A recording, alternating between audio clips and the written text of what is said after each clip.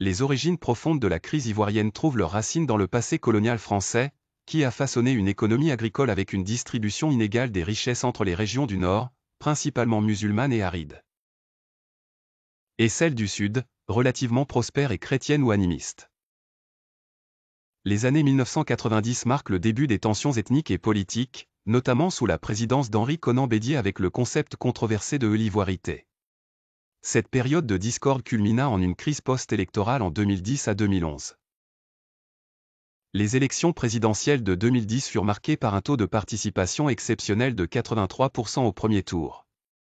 Au second tour, Alassane Ouattara obtint 54,1% des voix contre 45,9% pour Laurent Gbagbo.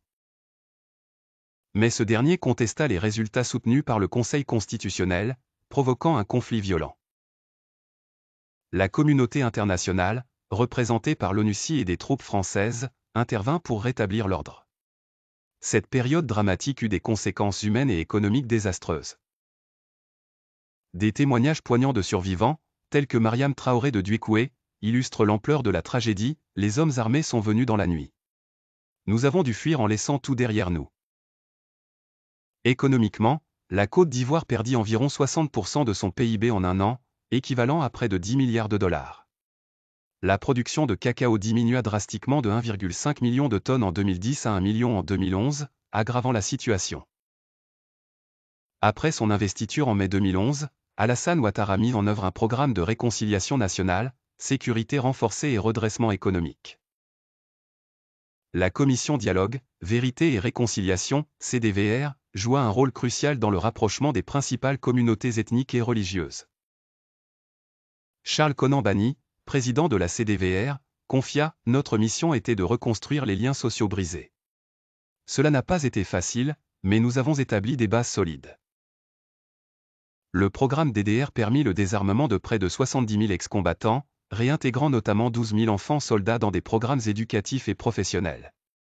Mahamadou Koulibaly, ancien rebelle, évoque comment il a appris la menuiserie grâce à un programme de réinsertion à Korogo. La stratégie de redressement économique lancée entre 2012 et 2015, avec un budget de 11 milliards de dollars, modernisa les infrastructures et redynamisa l'agriculture avec l'introduction de coopératives agricoles. Ablé Konan, un planteur de cacao, témoigne avoir bénéficié d'une stabilité des prix pour ses récoltes, lui offrant une nouvelle confiance. La Côte d'Ivoire établit aussi des partenariats internationaux avec la Chine pour la construction du pont Henri Konan Bédié et du barrage hydraulique de Soubré. Avec l'Union européenne pour la réhabilitation du port d'Abidjan. Ces efforts portèrent leurs fruits, avec une croissance économique annuelle moyenne de 8% entre 2012 et 2020 et un doublement du PIB entre 2011 et 2020. La transformation urbaine fut symbolisée par le développement d'infrastructures telles que le 4e pont d'Abidjan et le métro reliant Anyama à l'aéroport Félix Houphouët-Boigny.